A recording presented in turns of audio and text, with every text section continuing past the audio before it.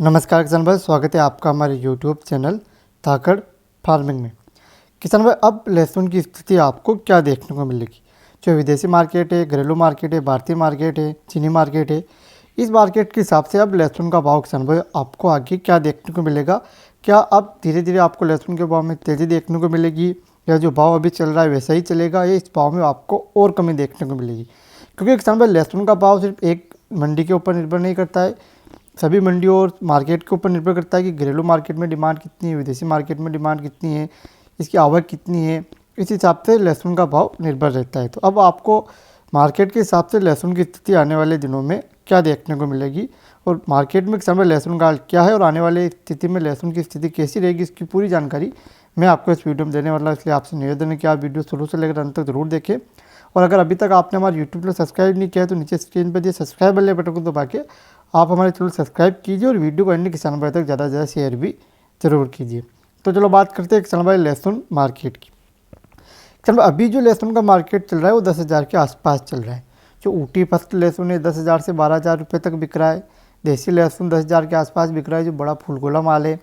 इसके अलावा मीडियम लहसुन जो है, देसी लहसुन में मीडियम वाला, वो 5,000 से लेकर 10,000 के बीच में बिक रहा है। और ऊटी फस्त लहसुन 6,000 7,000 से लेकर 10,000 रुपये के बीच में बिक रहा है।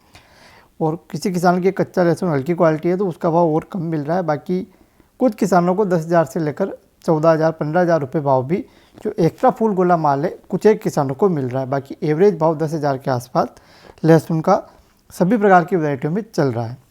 अब किसानों ये स्थिति क्यों आई? किसान एक तो जो पहले लहसुन का भाव था 20,000 25,000 तक चला गया था, लेकिन उस समय आवक बहुत ही कम थी और बहुत ही कम किसान भाई मंडी में लहसुन लेके आ रहे थे। अभी फ़िलहाल लहसुन की आवक मंडी में बहुत ही ज़्यादा है। मंडियों के बाहर किसान भाइयों लहसुन की लंबी लंबी लाइनें लग रही हैं, तो इस हिसाब से आवक बहुत ही ज़्यादा है।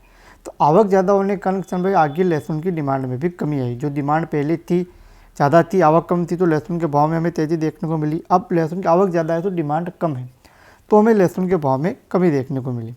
बाकी अगर विदेशी मार्केट की बात की जाए तो चीन के लहसुन में किसान भाइयों खराबी हुई है, क्योंकि भारत के बाद सबसे ज़्यादा लहसुन चीन में होता है।